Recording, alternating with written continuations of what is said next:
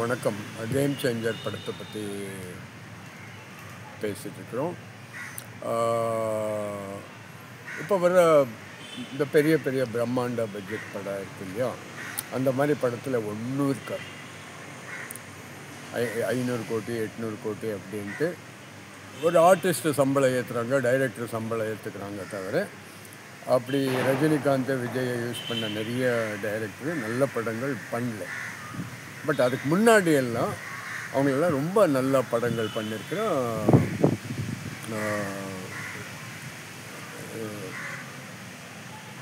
நல்ல படங்கள் பண்ணியிருக்காங்க. அது அவர் விஜயோ ரஜினிகாந்தோ ட்ரை பண்ணி அவங்க படம் பண்ணும்போது அவங்களால நல்ல படம் பண்ண முடியல. பிரம்மாண்டம்னு சொல்லிக்கிறவங்க பண்ண படங்களை பண்ண முடியல.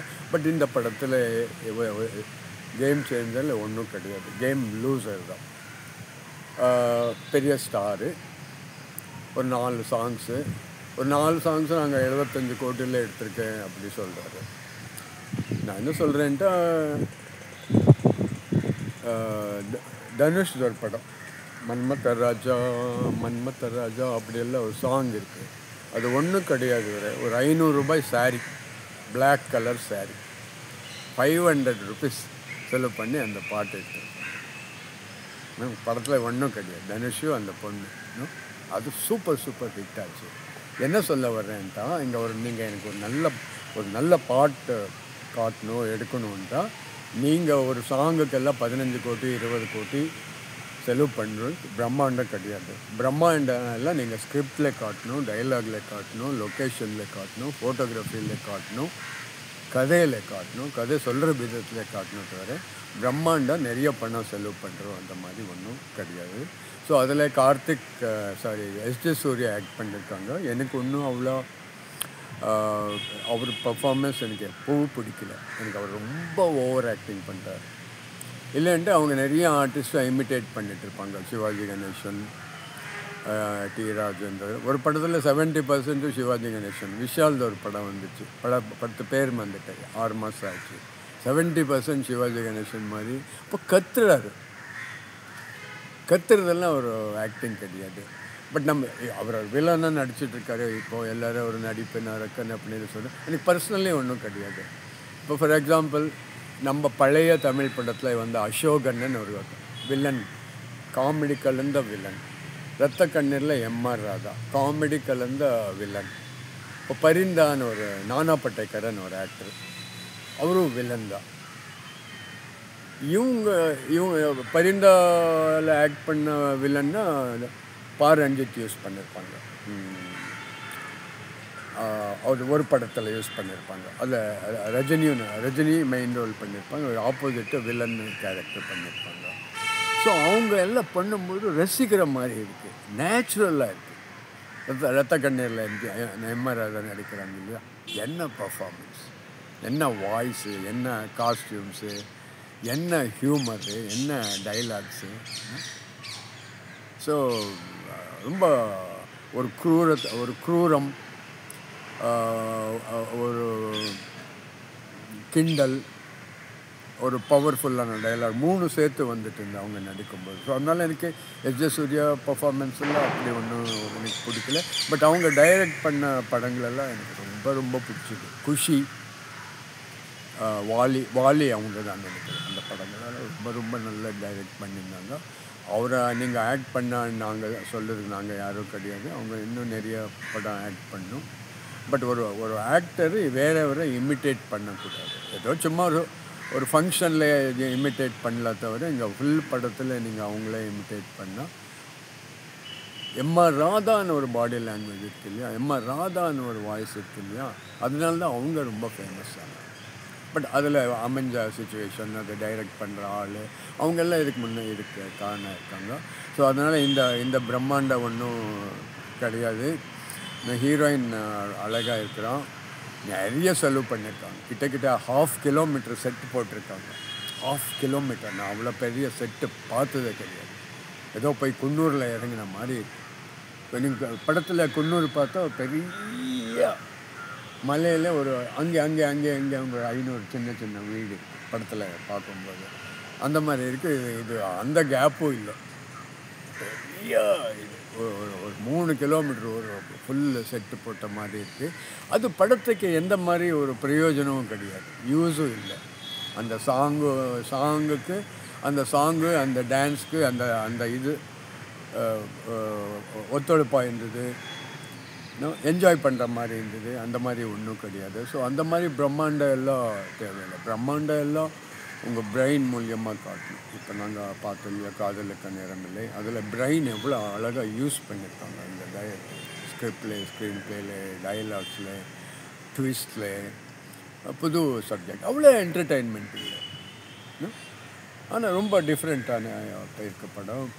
நான் காதலுக்கு நேரமில்லை ரொம்ப புதுசாக ட்ரை பண்ணியிருக்கேன். அது ஒரு லேடி டைரக்டர் இவ்வளோ போல்டாக இவ்வளோ அழகாக எடுத்திருக்கான்றது ரொம்ப சந்தோஷமான விஷயம். பட் நமக்கு ஜென்டில்மேன், முதல்வன், அன்னியன் எவ்வளோ நல்ல படம், எவ்வளோ நல்ல படம். அதில் கூட சங்கர் எவ்வளோ நல்ல காமெடி யூஸ் பண்ணியிருப்பாங்க. விவேக்கு, ரஜினிகாந்த் உட்காந்துட்டு ஃபேர் அண்ட் லவ்லியை எல்லாம் போட்டுட்டு ரஜினிகாந்தை கலர் வர மாதிரி நல்ல கலர், வெள்ளை கலர் வேணும் அப்படின்னா அதெல்லாம் ரொம்ப ரொம்ப அழகாக இருக்குது. லிவிங்ஸ்டன் என்ட்ரி ஆகிற சீனு, அந்த படத்தில் லிவிங்ஸ்டன் ஒரு இன்ஸ்பெக்டராக என்ட்ரி ஆகுறாரு, ராரா அந்த மாதிரி டான்ஸ் எல்லாம் பண்ணிவிட்டு அந்த ஹியூமர்லாம் ரொம்ப நல்லா இருந்தது. அண்ட் அன்னியனில் விக்ரம் பண்ண கேரக்டரு, அந்த சப்ஜெக்டு, ஸோ அதில் கருட புராணம் எல்லாம் கொண்டு வந்தார். அதெல்லாம் இவ்வளோ நல்லா இருந்தது. அந்த மாதிரி படங்கள் எல்லாம் நாங்கள் ஃபேன்ஸு. நானும் சங்கரோட 1981 எண்டில் ஒரு 5 months பழகிருக்கிறேன். டெய்லி அவரை மீட் பண்ணிட்டுருந்தேன். அப்போ நான் ஒரு படத்தில் மெயின் ரோல் பண்ணேன், 7வது மனிதன். நான் தான் லீட் ரோல் பண்ணேன். நானும் ரகுவன் 2 பேரும் லீட் ரோல் பண்ணேன். அந்த டைமில் நாங்கள் இந்த சந்திரபவன் ட்ரெஸ்புரம், அங்கே ஒரு ஹாலிவுட் ஹோட்டல்னு இருந்தது. அங்கே தான் எல்லா தெலுங்கு சினிமா ஆட்கள் எல்லாம் அங்கே தான் வர்றாங்க, அசிஸ்டன்ட்ஸு, அசோசியேட்ஸ் எல்லாம். அப்போ நான் டெய்லி சங்கரை பார்த்துட்டது. ரொம்ப தங்கமான ஆள், ரொம்ப சீரியஸ், யாரோடையும் ஜாஸ்தி பேச மாட்டார், லூஸ் டாக் பண்ண மாட்டார், ரொம்ப சீரியஸான ஆள். இப்போது நமக்கு கொஞ்சம் பேர் சொல்கிறார், அவர் சுஜாதா இப்போ கூட இல்லைன்ட்டு. சுஜாதா அவரை பெஸ்ட் ரைட்டர், அவங்க ஜெயிச்ச படத்தை எல்லா படத்துலையும் சுஜாதா இருந்தாங்க. இப்போ அவங்க நம்மளோட இல்லை. அப்போது நமக்கு சுஜாதா இல்லை. ஆமாம், கொஞ்சம் கஷ்டமாக இருக்குது. ஒரு டீம் மாதிரி பழகிட்டோம். அவங்க ரொம்ப நல்ல ஐடியாஸ் எல்லாம் கொடுத்துட்டு இருந்தார். சுஜாதா இல்லைன்ட்டு நமக்கு இன்னொரு ரைட்டர்கிட்ட போகலாம். தமிழ்நாட்டிலே சூப்பரான ரைட்டர்ஸ் எல்லாம் அவங்க 100 பேர் இருக்காங்க. ஸோ அந்த மாதிரி ரைட்டர்கிட்ட போகலாம். அதுக்கு மேலே உங்களுக்கு எவ்வளோ பெரிய ரைட்டர் ஆனால் கூட உங்களுக்கு நல்ல டைலாக் எழுதி கொடுக்க தவிர படத்தில் அவர் உங்களுக்கு 10% தான் சப்போர்ட்டாக இருக்க முடியும். இல்லை டைலாக் சொல்லி கொடுக்கலாம், ஸ்கிரிப்ட் எல்லாம் தவிர அவங்க உங்களுக்கு காஸ்டியூம் பற்றி பேச முடியாது, செட் ஆர்ட் டைரக்ஷன் பற்றி பேச முடியாது, மியூசிக் பற்றி பேச முடியாது, எப்படி ஷார்ட்ஸ் வைக்கணும்னு பேச முடியாது. அதெல்லாம் டைரக்டராக சங்கரை தான் பண்ணும், அந்த டைரக்டர் தான் பண்ணும். அவங்க ஹெல்ப்பெல்லாம் ஒரு 10-15% தான்.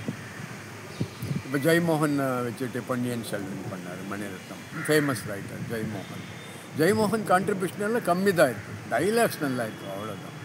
பட் அதுக்கு எந்த மாதிரி கேஸ்டிங் வேணும், எந்த மாதிரி ஹிஸ்ட்ரி புக்ஸ் எல்லாம் படித்தாங்க, எந்த மாதிரி காஸ்டியூம்ஸ் போட்டாங்க, எப்படி த்ரிஷாவை காட்டினாங்க, எப்படி ஐஸ்வர்யா காட்டினாங்க, எந்த மாதிரி செட்ஸ் போட்டாங்க, எங்கேருந்த காஸ்டியூம்ஸ், எந்த மாதிரி புக்ஸ் எல்லாம் படித்து காஸ்டியூம்ஸ் எல்லாம் கண்டுபிடிச்சாங்க.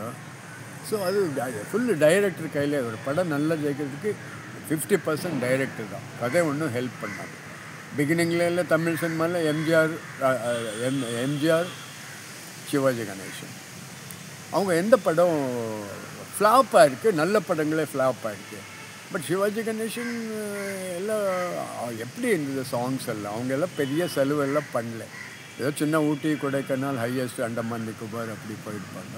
ஸோ அதனால் பிரம்மாண்டம்ன்றது நீங்கள் ஒரு க்ரியேட்டிவிட்டியில் காட்டணும் தவிர நீங்கள் 25 கோடியில் சாங் எடுத்துங்க, 40 கோடியில் சாங் எடுத்துங்க அப்படியெல்லாம் பேசக்கூடாது.